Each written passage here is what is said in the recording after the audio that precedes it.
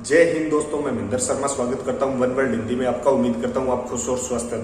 दोस्तों आइए दिखाते हैं पाक मीडिया की एक और लेटेस्ट डिबेट, जिसमें कैसे अब डिस्कशन होने लग गया है कि बहुत से पाकिस्तानी लोगों ने भारत की नागरिकता अप्लाई की है। दे न दे वो भारत सरकार पे डिपेंड करता है। जबकि तारिक फतेह ने इनकी क्लास लगाते हुए बोला कि इमरान खान की हुकूमत में रहने वाले लोगों की हैसियत इतनी हो गई है कि वो देश छोड़ के जाने भागने लग गए हैं, क्योंकि कहीं ना कहीं लोग भुखमरी का शिकार और बेरोजगारी का शिकार होते जा रहे हैं। वहीं पाकिस्तान को जैसे अब तालिबानियों ने पीटा है, इस प्रकार की भी चर्चा इस डिबेट में की गई है। कैसे पाकिस्तान के प्रधानमंत्री इमरान खान की धज्जियां आरजू काजमी और तारिक फतेह ने उड़ाई है, इस डिबेट में आप देखिए। तो दोस्तों देखिए डिबेट और कमेंट में अपनी प्रतिक्रिया जरूर दें। लास्ट में आपसे रिक्वेस्ट करूंगा, चैनल पर नए हैं तो चैनल को सबसे पहले सब्सक्राइब कीजिए, लाइक शेयर कमेंट जरूर कीजिए। दोस्तों जय हिंद, वंदे मातरम, भारत माता की जय। दोस्तों इंडिया की तरफ से कि उनको जो है सिटीजनशिप के लिए एप्लीकेशंस रिसीव हुई हैं, जिसमें के 70% एप्लीकेशंस पाकिस्तानी की हैं, तो वो जाहिर है माइनॉरिटी के लोग होंगे। तो क्या इंप्रेशन जा रहा है दुनिया में, और आपको लगता है कि भारत को इस तरह करना चाहिए कि उन लोगों को सिटीजनशिप दें, क्योंकि अपने खुद के लोग उनके बहुत ज्यादा हैं, तो अब और लोगों को ले जाके वो किस तरह से मैनेज करेंगे? नहीं, उनका तो कानून है जिसके तहत कोई भी इंडियन सिटीजनशिप के लिए अप्लाई कर सकता है। और पाकिस्तान में काफ़ी लोग ऐसे माइनॉरिटीज़ के भी हैं जो तंग आए हुए होंगे, लेकिन फिर हिंदुस्तान को देखना होगा कि उसमें से ISI के कितने लोग हैं जो मुस्तकिल हिंदुस्तान के अंदर बैठने की कोशिश कर रहे हैं। वो आप पूरा तवक्को करें कि इसके अंदर कुछ गंदपना होगा, जिसके अंदर अगर 100 लोग जा रहे हैं मियाँ मिट्ठू के की सफ़र करने से, तो उसके अंदर 10-12 ये भी चले जाएंगे और मातम करते हुए जाएंगे कि साहब बड़ी हमारे साथ दुहाई है, मर गए, पाकिस्तानी बड़े ही हैं, बस जाएंगे वहाँ पे। तो वैसे कम नहीं है जो पहले ही मौजूद है हिंदुस्तान में पाकिस्तानी, ये और चले जाएंगे। लेकिन सर ये बात तो सर एक दूसरे पे शक तो रहते ही, क्योंकि जब सामान भेजने की बात हो रही थी अफगानिस्तान को, तब भी ये कहा जा रहा था कि दोनों एक दूसरे पे ट्रस्ट नहीं कर रहे, इसलिए पाकिस्तान रास्ता नहीं दे रहा कि पता नहीं वो ट्रक में किसको भेज दें, और हिंदुस्तान इसलिए नहीं भेज रहा कि ऐसा ना हो कि कुछ बोरियां यहाँ पे कोई रख ले। तो ये बात तो चल रही थी। ट्रस्ट कहाँ से आएगा? आपने उनके मुल्क का चोरी कर लिया, सब कुछ मुल्क अलग बना दिया, बाजू काट दिए उनके, उसके बाद कह रहे हैं ट्रस्ट नहीं करना। क्यों इंडिया ट्रस्ट करेगा पाकिस्तान को? पाकिस्तान का क्या ले लिया इंडिया ने जो पाकिस्तान को मसला हो? इतने फालतू लोग हैं पाकिस्तान में, जब चाहे जिधर चाहे हमला करा देते हैं। सारी टेररिज्म जो पाकिस्तान से आती, कोई इंडिया से तो नहीं कुछ आ रहा। 9/11 करने या खालिद शेख मोहम्मद इंडिया तो नहीं है, ना बिन लादेन है। आप ही जाते हैं, हमारे यहीं से जा रहे हैं ना, पाकिस्तान से जा रहे मुंबई पे या लोकसभा पे हमला करने, या जो आजकल जम्मू कश्मीर में शरारत हो रही है, इसका सबको पता है। बांग्लादेश को पता है, वो 50 साल की आज़ादी मना रहे हैं आजकल, जान छूटी उनकी पाकिस्तान से। वो तो सर बहुत जबरदस्त एग्जाम्पल उन्होंने तो सेट की है कि वो बहुत बेहतरीन तरीके से चल रहे हैं। लेकिन सर यहाँ पे OIC की एक आपको जानते हैं कि मीटिंग हुई और उसमें सब आए, सब तो नहीं, खैर कुछ आए और कुछ नहीं आए। किस तरह देखते हैं आप उसको, कि कोई फायदा हुआ इन्हें? भाई ये चाहते हैं कि पैसा इनके पास आए और फिर इनके थ्रू जाए, वरना पाकिस्तान की लीडरशिप को अफगानिस्तान से क्या रहम हो गया? ये तो ये पाकिस्तानियों के झूठ जो है वो हर लेवल पे एक्सपोज है। कोई इनको ट्रस्ट नहीं करता है। वो कहते हैं इस्लाम के नाम पे आ गए तो चलो ठीक है। आगे क्या कर लिया उन्होंने? पाकिस्तान का सबसे बड़ा मसला क्या OIC के सामने अफगानिस्तान का है? पाकिस्तान अपना जो मसला वो तो कभी उठा नहीं सकता। उसमें पता है कि इतने जूते पड़ेंगे सब ठीक हो जाएंगे। इंडिया चाबहार में अपना हाईवे बना रहा है, पोर्ट बना रहा है, वहां से स्ट्रेट ईरान के थ्रू अफगानिस्तान के अंदर होगा।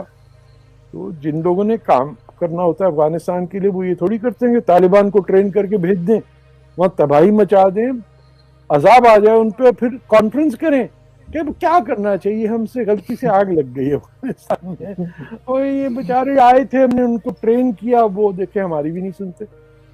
तो दिस इज ऑल शोमैनशिप। ये देखिए ना, कोई ट्रस्ट नहीं करता पाकिस्तान को, ना पाकिस्तानियों को करता है, ना पाकिस्तानी ट्रस्ट करते इनको। आपने फ्रंटियर के इलेक्शन में देख लिया क्या हुआ हशर, एक दूसरे पे इल्जाम लगा रहे हैं किसकी वजह से ये हो गया वो हो गया। बताएं, people are fed up in multiple veg.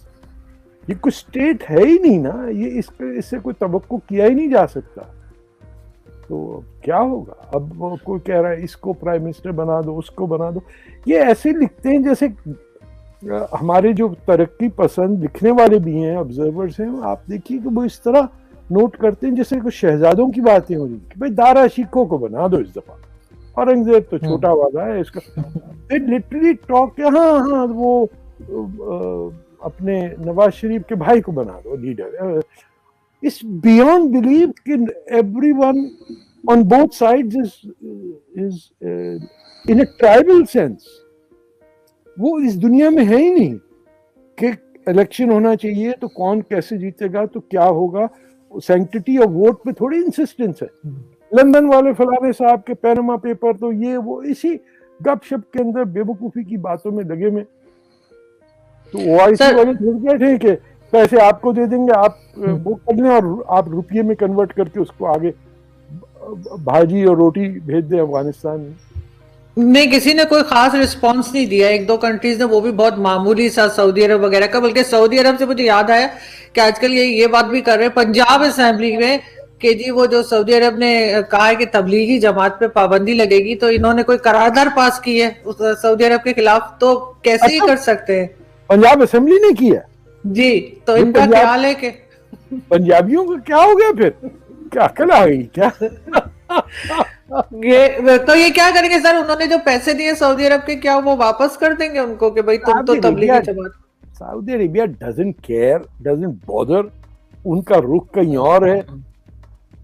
आप थोड़ी कि आप अपने घर का इम्प्रूवमेंट करना चाहें तो भाई पड़ोसी वालों के कचरा आप भी फेंका जा रहा है बाहर, तो उन्हें दीवार खड़ी कर देंगे, उन्हें हुश भगाओ इनको यहाँ से, साथ एक्सपेल करो। आपकी इज्जत नहीं है, आपकी कोई से नहीं है। There's nothing। आपके फौजी जनरल कराए के पिट्टू सारे, इधर बैठा है उधर बैठा है। दुनिया में कहीं ये होता? कोई पैनामा पेपर में, कोई पिरामिड पेपर में लगा हुआ है। You know, it is a disgrace जो आपकी किसी टाइप की भी पॉलिटिकल क्लास हो, क्यों हो कि जरदारी का बेटा जरदारी को संभालेगा। मतलब ये कि ये कैसी, किस टाइप की, किस दौर की बात कर रहे हैं? You know, one has to have some sense of democracy or trust in people कि वो बात करें। नहीं, हर एक महाराजा और राजा उसी में फंसे हुए अभी तक। इसमें क्रेडिट सिर्फ अल्ताफ हुसैन को जाता है कि उनका बेटा कोई नहीं आया सामने। है नहीं, अगर होता तो शायद ले आते वो भी। हाँ, वो ले आते। नहीं, उनकी जमात में रिश्तेदारी वगैरह नहीं है इतनी, कहीं किसी का भी कोई रिश्तेदार नहीं चल रहा। अच्छा, जब भी वरना तो शायद मुझे लगा शायद है नहीं, इस वजह से नहीं आया। लेकिन सर यहाँ पे एक चीज और इमरान खान साहब ने कही कि अगर मोदी जी की गवर्नमेंट ना होती और कोई और गवर्नमेंट होती तो शायद वो बातचीत कर सकते, लेकिन वो अभी इंतजार कर रहे हैं कि कोई ऐसी गवर्नमेंट आए जो आरएसएस के अंडर ना हो और फिर वो कश्मीर की या किसी चीज की, पाकिस्तान की बात करें। क्या जहालत की बातें करते हैं। इनको वहां जाओ, वापस जाओ जलंधर, आपको छीक छाक के आओ अपनी खाला और अम्मा से। ये कितनी बेवकूफ़ी की बात है। दुनिया की सबसे बड़ी डेमोक्रेसी, दुनिया में कहीं इलेक्ट्रॉनिक वोटिंग ऐसे नहीं होती है। गांव गांव के अंदर जाके hundreds of millions of people are voting in a series of elections. कभी ये आपने सुना नहीं कि बेईमानी हो गई, लूट मर गया, डिब्बे लेके को भाग गया। Everything is happening. एक दफा नहीं, कितनी दफा गवर्नमेंट जीतती है, हारती है। आप की औकात क्या है कि आप डेमोक्रेसी की बात करें? अपनी जात झूठी बताते हैं। आप जलंधर के बनते हैं, आप नियाजी पठान हैं। लोग समझते हैं हाँ उनका वो पश्तून है ना, इसलिए उसका बैकग्राउंड। अरे कहीं का नहीं पश्तून, कहीं का कुछ नहीं है। जाली, हर चीज जाली है। लेकिन सर फिर फ्यूचर क्या है? क्योंकि तो सभी एक जैसे निकले, सब एक ही तरह की बात करें। बल्कि अभी रिसेंटली जरदारी साहब ने कहा कि पहले इसको हटाओ फिर हमसे बात करो। सब उनके पीछे पड़ गए कि किसने ऑफर किया है, नाम बताओ। बताएंगे। ये this is not a country, it is a feudal sort of a tribal society. आपकी औकात ही नहीं कि आपको जमहूरियत मिले, आपको हकूक मिले। जब आप के you know you're not stepping forward with anything. Civil society में भी लोग एनजीओ के अंदर क्यों जाना चाहते हैं कि तनख्वाहें अच्छी मिलती है एग्जीक्यूटिव डायरेक्टर्स को, फिर वो सियासी पार्टियों में नहीं है लोग, वो एनजीओ चला रहे, ना कोई लेफ्ट है ना राइट है, ना कोई इकोनॉमी पे को किसी का पर्चा, ना कोई पेपर आया सामने, ना मैनिफेस्टो है, देयर इज नथिंग। ये खुद ही उधड़ के मर जाएगा कि छिछड़े विछड़े इधर उधर हो जाएंगे और बिखर जाएगा। सिंध अलग होगा, बलूचिस्तान अलग होगा। आप ये कैसे कर सकते हैं आप कि तालिबान आपकी पिटाई कर दें? आप ही ने उनको खिला पिला के कहो, बॉर्डर पे जाके उन्होंने पाकिस्तान के ऊपर फायरिंग कर दी। किधर आ रहे हो?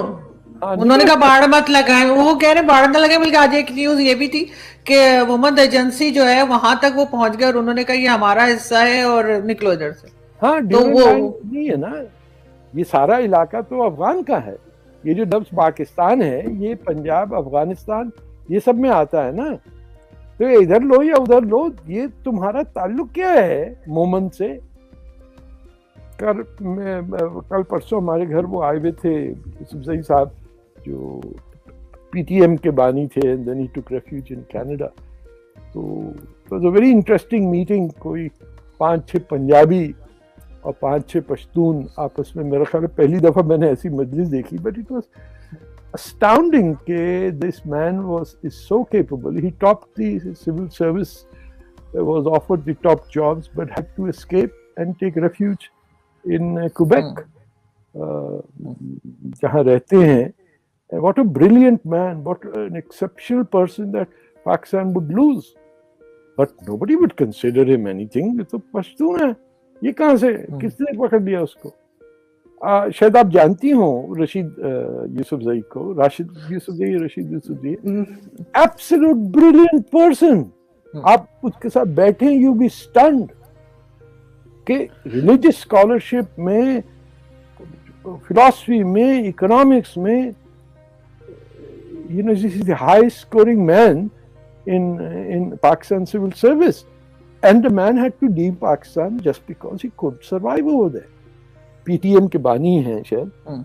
तो अब जब लोगों को तंग आ जाए लोग, फिर उस मुल्क में थोड़ी रहने का जी चाहता है, जिसको वो समझते हैं कि यहाँ हमारी जिंदगी खतरे में, ना बात कर सकते हैं ना कुछ कह सकते हैं, बस कोई। लेकिन सर बलूचिस्तान के लिए मुझे एक मेरे इंडियन दोस्त हैं, वो कह रहे थे बलूचिस्तान का कुछ होने वाला नहीं है क्योंकि उनका बॉर्डर कहीं से इंडिया से या किसी से लगता नहीं, तो कोई सपोर्ट नहीं है उन लोगों को। ये इंडियन लोगों से बोल दिया करें कि भैया आप अपना माइंड योर ओन बिजनेस, आपसे कभी कुछ नहीं हुआ। हाँ, ये छोड़ दें बात। आपके तो बंबई पे अटैक करके चले गए, आप बस कागज मांगते रह गए। कौन सा क्या कर लिया उन्होंने? वो भी मुक्ति बाहिनी नहीं लड़ते तो ये थोड़ी आते। पाकिस्तान ने जब अटैक किया इंडिया पे, तो तब इंडिया ने जंग का ऐलान किया ना, December 3rd, it was Pakistan who attacked India.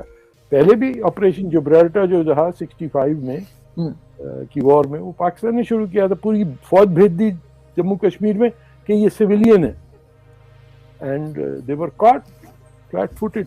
But वो अपने इंडियन दोस्त से कह दीजिएगा कि हमें तवक्को भी नहीं है आपसे कुछ मिलने की। लेकिन सर आपका शहर जो है, जो मैं कहना चाहूंगा कि मेरा भी है, कराची जो बिजनेस सिटी है, वहां पे जी कहा गया है कि हम केक के ऊपर मैरी क्रिसमस नहीं लिखेंगे।